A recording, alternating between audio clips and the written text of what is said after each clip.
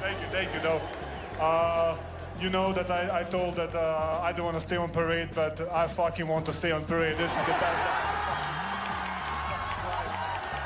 The Denver Nuggets are the 2023 NBA champions. Hi, my name is Rotimi. I love basketball and I love to talk basketball. I hope one day you can share that same love as I. A showcase of masterful dominance by the multi-talented center Nikola Jokić. In Game 1, we saw his passing repertoire.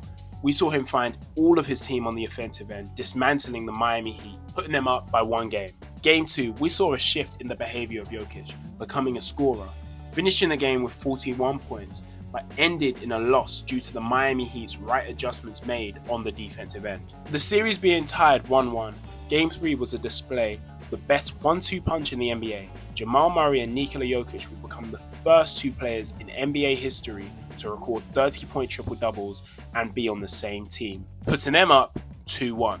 Game 4 was all about the role player Aaron Gordon, showing that he could be the best cutter in the game, catching lobs and finishing off dimes, which helped them kick in the stat of 3-1.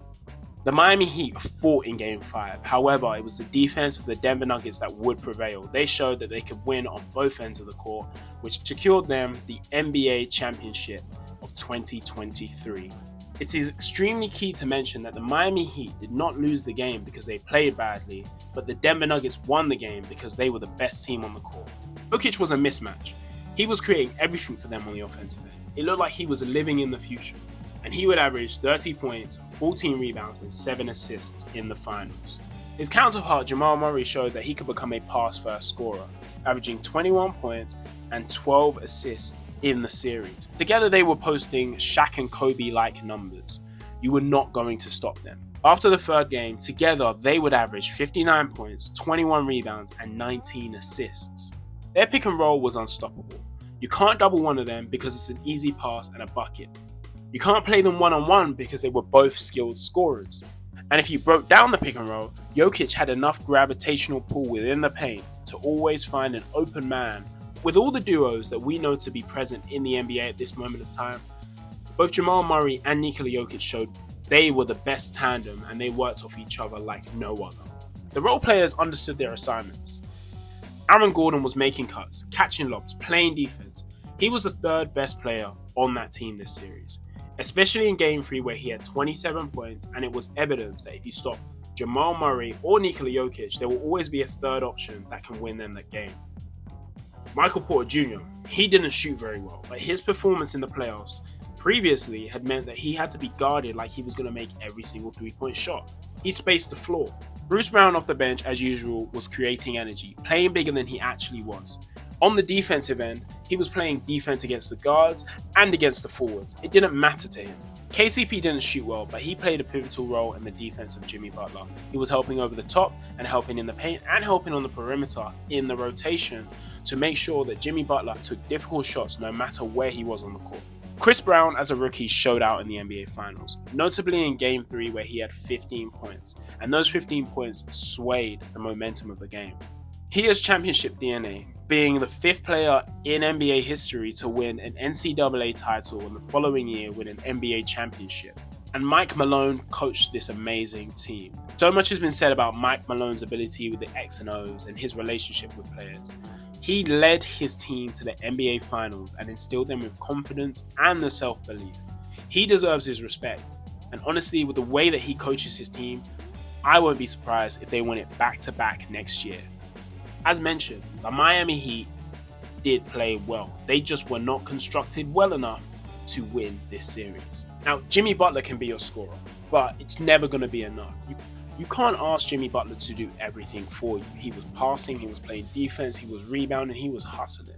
You need to find another scorer that is not Jimmy Butler to help save the day. Jimmy Butler on the offensive end only averaged 21 points.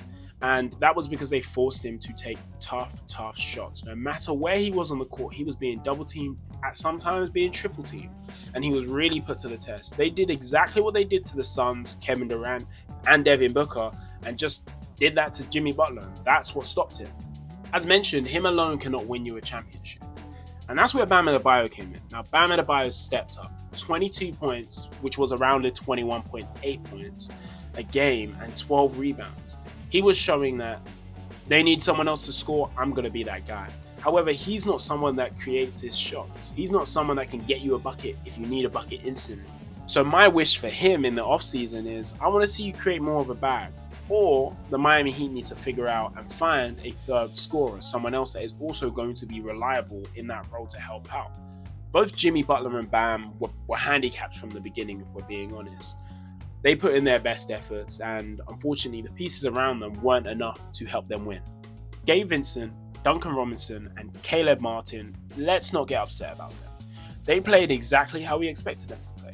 At the end of the day, they were role players. They had a brilliant series the series before against the Celtics. However, we can't expect them to play like that on a nightly basis. It's not their job, and it will never be their role. Kyle Lowry needs to go. He's not what they traded for.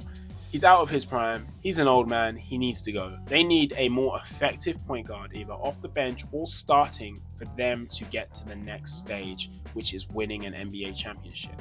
Erik Spoelstra did what he could, and I'm looking forward to seeing what he would do with an upgraded roster. From the beginning, we knew that Erik Spoelstra had a chessboard and was missing a rook and a knight.